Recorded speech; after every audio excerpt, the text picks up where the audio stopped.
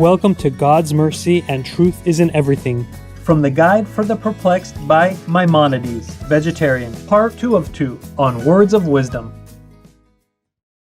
Maimonides, also known as Harambam or Rabbi Moses ben Maimon, was a notable medieval Jewish philosopher, astronomer, physician, and intellectual figure.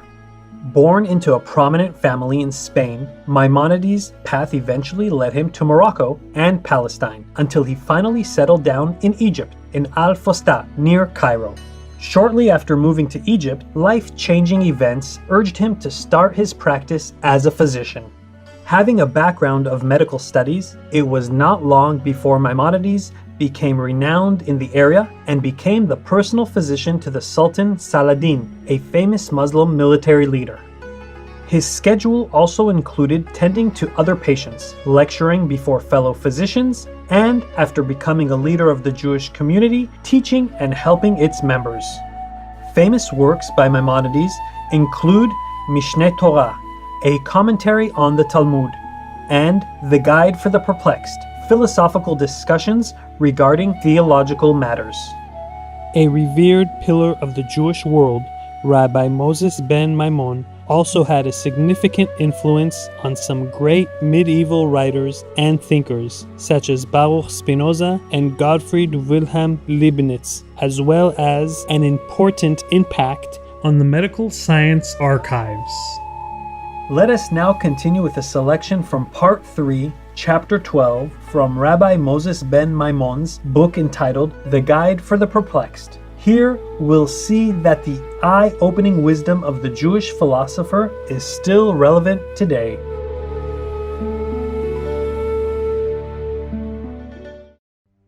The third class of evils comprises those which everyone causes to himself by his own action. In reference to this kind of evil, Solomon says, "The foolishness of man perverteth his way."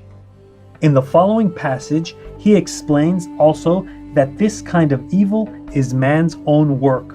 "Lo, this only have I found, that God hath made man upright, but they have thought out many inventions, and these inventions bring the evils upon him." The same subject is referred to in Job, verse 6. "For affliction cometh not forth of the dust, neither doth trouble spring out of the ground." These words are immediately followed by the explanation that man himself is the author of this class of evils. But man is born unto trouble. This class of evils originates in man's vices, such as excessive desire for eating, drinking, and love. Indulgence in these things in undue measure or in improper manner, or partaking of bad food. This course brings diseases and afflictions upon body and soul alike. The sufferings of the body in consequence of these evils are well known. Those of the soul are twofold. First, such evils of the soul as are the necessary consequence of changes in the body, insofar as the soul is a force residing in the body. It has therefore been said that the properties of the soul depend on the condition of the body.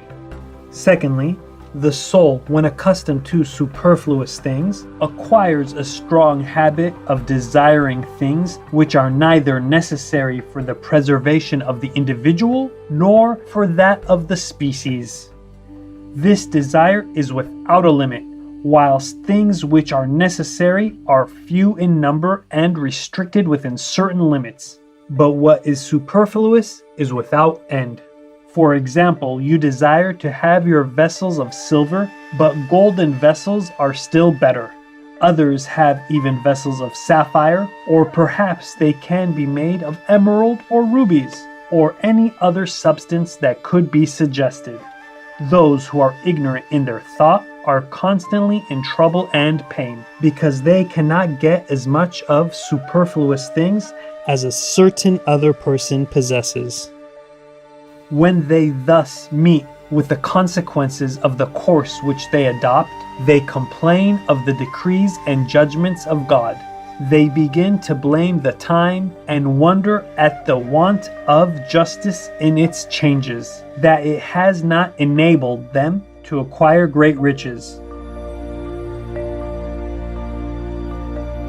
The error of the ignorant goes so far as to say that God's power is insufficient because He has given to this universe the properties which they imagine cause these great evils, and which do not help all evil disposed persons to obtain the evil which they seek, and to bring them to the aim of their desires, though these, as we have shown, are really without limit.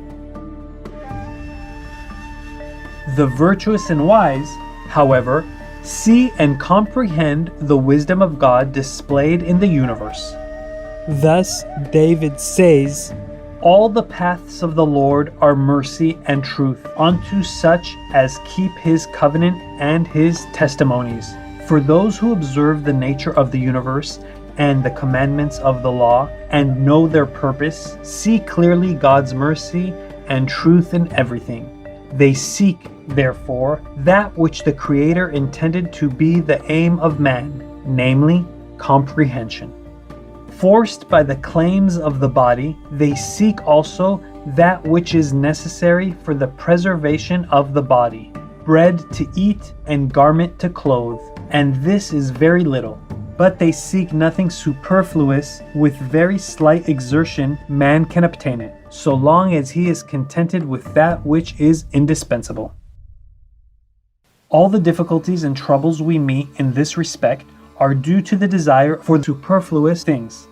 When we seek unnecessary things, we have difficulty even in finding that which is indispensable. For the more we desire to have that which is superfluous, the more we meet with difficulties. Our strength and possessions are spent in unnecessary things, and are wanting when required for that which is necessary. Observe how nature proves the correctness of this assertion.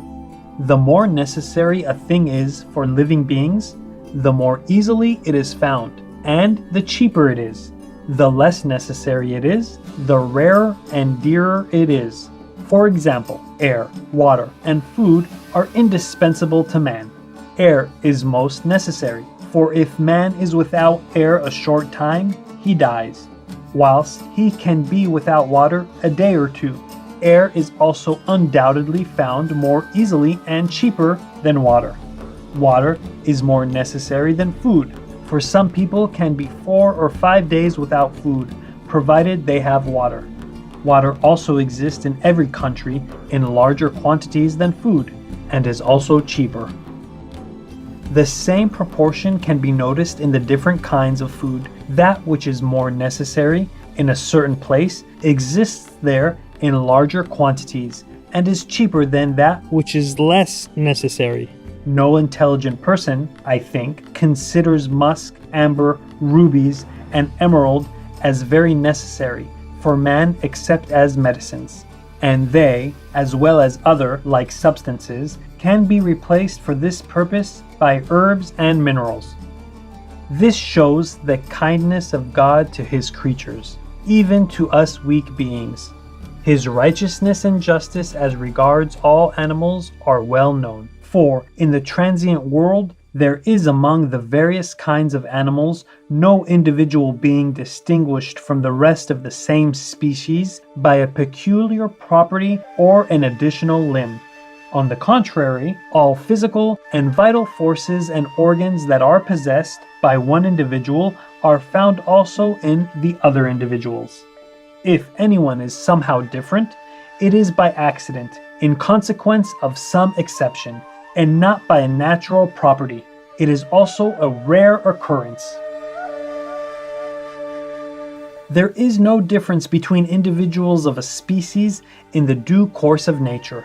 The difference originates in the various dispositions of their substances. This is the necessary consequence of the nature of the substance of that species. The nature of the species is not more favorable to one individual than to the other. It is no wrong or injustice that one has many bags of finest myrrh and garments embroidered with gold, while another has not those things which are not necessary for our maintenance. He who has them has not thereby obtained control over anything that could be an essential addition to his nature, but has only obtained something illusory or deceptive. The other, who does not possess that which is not wanted for his maintenance, does not miss anything indispensable. He that gathered much had nothing over, and he that gathered little had no lack. They gathered every man according to his eating. This is the rule at all times and in all places. No notice should be taken of exceptional cases, as we have explained. In these two ways, you will see the mercy of God towards his creatures. How he has provided that which is required in proper proportions, and treated all individual beings of the same species with perfect equality. In accordance with this correct reflection, the chief of the wise men says, "All his ways are judgment." David likewise says, "All the paths of the Lord are mercy and truth." He also says expressly, "The Lord is good to all, and his tender mercies are over all his works." For it is an act of great and perfect goodness that he gave us existence, and the creation of the controlling faculty in animals is a proof of his mercy towards them.